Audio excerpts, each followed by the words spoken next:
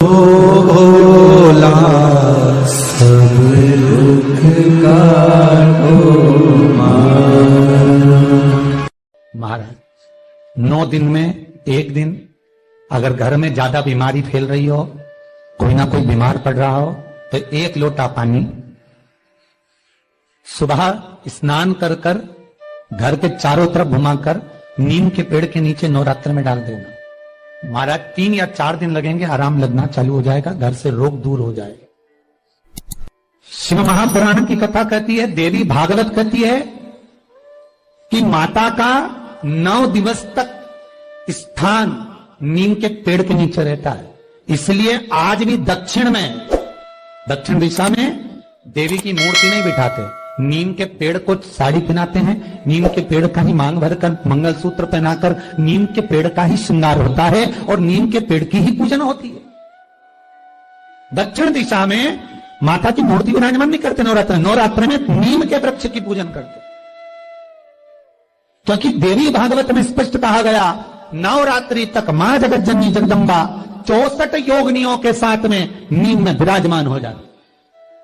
64 योगिनी।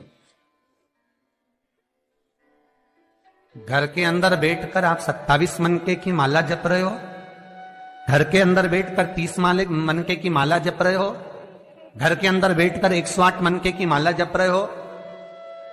आप जितने भी मनके की माला घर के अंदर बैठ रहे हो और जप रहे हो, उसका पुण्य आपको प्राप्त होगा, मना नहीं है, मिलेगा। पर रुपये में से 54, रुपये में से कितना मिल रहा है? 54, 25%। वही माला आप किसी मंदिर में, देवालय में, तीर्थ में जप रहे हो, उसका पुण्य मिलेगा केवल आधा, 50%, मात्र 50। महाराज वही माला आप यदि पीपल, आंवला, समी, बेलपत्र, इन वृक्ष के नीचे अगर आप एक माला को लेकर बैठे हो और बिना आसन के, समी के वृक्ष के नीचे आप कोई मंत्र जप रहे हो, कोई बेलपत्री के पेड़ के नीचे मंत्र जप रहे हो, कोई आंवले के पेड़ के नीचे मंत्र जप रहे हो, किसी पीपल के वृक्ष के नीचे मंत्र जप रहे हो, तो वहां आसन लगाने की जरूरत नहीं होती। बिना आसन के अगर आपने एक माला का एक मन का भी अगर जपा है, शिव महापुराण कहती है, विष्णु पुराण कहती है कि 100% पुण्य आपके खाते में उस मंत्र का फल प्रदान कर देता है। उस मंत्र का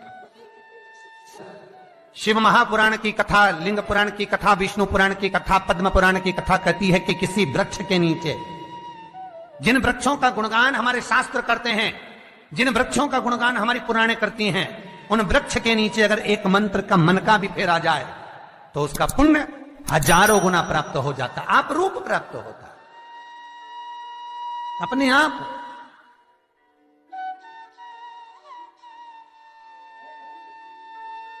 आप जिस पुण्य को करना चाहे, मेरा बहुत निवेदन है महाराज, बहुत प्रयास करा करो, प्रयास करना। अगर हाथ के मनके की माला भी नहीं हो और किसी पीपल के पेड़ के नीचे 15 मिनट बैठने का मौका मिल गया, आंवले के वृक्ष के नीचे 5 मिनट बैठने का मौका मिल गया, किसी आंवले के वृक्ष के नीचे आप 5 मिनट बैठे हो, ओम नमो नारायण का मंत्र का स्मरण कर लो, ओम नमो भगवते वासुदेवाय का जाप कर लो, बस उसका फल 4 गुना, हजारों गुना प्राप्त हो जाता है। शमी के पेड़ के नीचे बैठे हो, श्री शिवाय नमस्तुभ्यम का जाप करिए, 4 गुना फल मिलेगा, 1000 गुना फल। बेलपत्री के पेड़ के नीचे गए हो, ओम नमः शिवाय ओम का जाप करिए, फल मिलेगा। उस फल को हमें पाना है। शिव जी का पहला पार्वती के साथ अवतारे काल और काली, महान काल और महाकाली, पहला होता। और द्वार पर चप्पल पड़ी होने के कारणवश वो लौट कर चली जाती है। बहुत ध्यान दीजिएगा हमारा, थोड़ा सा आपको बुरा लगेगा, लग जाएगा, और शिव पुराण है, जीवन संवार देगी तो अच्छी बात है, जीवन संवार दे तो अच्छी बात। मंदिर के द्वार पर हम जब चप्पल छोड़ते हैं, जिस मंदिर की चौखट पर चप्पल छोड़ी है, आप जितनी देर आराधना में लगे रहते हैं उतनी देर तक आपकी चप्पल पर जितने लोग लांग कर जाते हैं, जितने लोग लांग कर प्रवेश करते हैं, उसका भी दुख आपके भाग्य में आता चले जाता है। ध्यान दीजिएगा जरा। चप्पल का भविष्य पुराण में पढ़िएगा कभी कि पादुका का महत्व क्या है, पादुका किस ओर उतारना चाहिए, पादुका को कहां रखना चाहिए। स्कंद पुराण कहती है जिस व्यक्ति पर कर्जा बहुत ज्यादा मात्रा में हो जाता है और कर्जा चूकता नहीं है, आप बहुत प्रयास कर लिए, करोड़ों रुपए का कर्जा हो गया, यहां से लिया वहां दिया, वहां से उठाया वहां दिया, वहां से उठाया वहां दिया, तो निवेदन है कभी मौका लगे कर्जा मुक्ति के लिए सारे वृक्षों में अगर कोई श्रेष्ठ वृक्ष माना गया है तो वो वट का वृक्ष माना गया महाराज। इसलिए प्रशासनिक कार्य के लिए, मानसिक टेंशन में, परेशानियों में वटकेश्वर महादेव का स्मरण किया जाता है।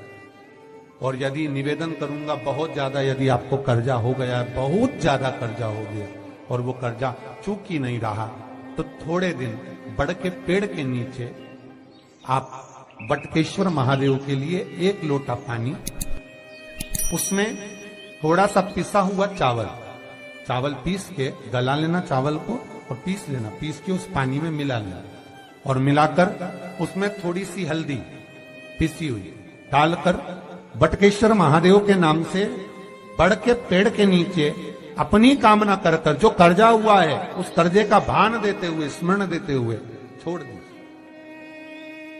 महाराज 2 या 3 सोमवार एक ही जगह पर करना, 3 सोमवार बाद वहीं से बड़ के पेड़ की थोड़ी सी जड़ उठा लाना और उस जड़ को एक कोई धागे में बांधकर या तो अपनी गले में डाल लो या अपनी जेब में पटक लो, उसको थोड़े दिन पटक कर रखना, लगभग 2 से 3 महीना पटक कर रखो।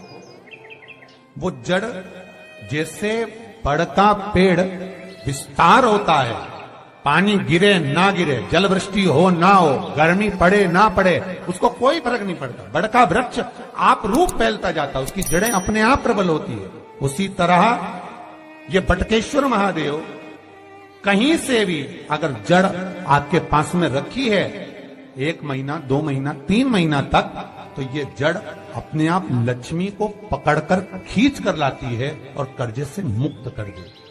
वटकेश्वर महादेव का स्मरण सुख का देना हो। बेलपत्री का वृक्ष किसका प्रतीक है? पार्वती का।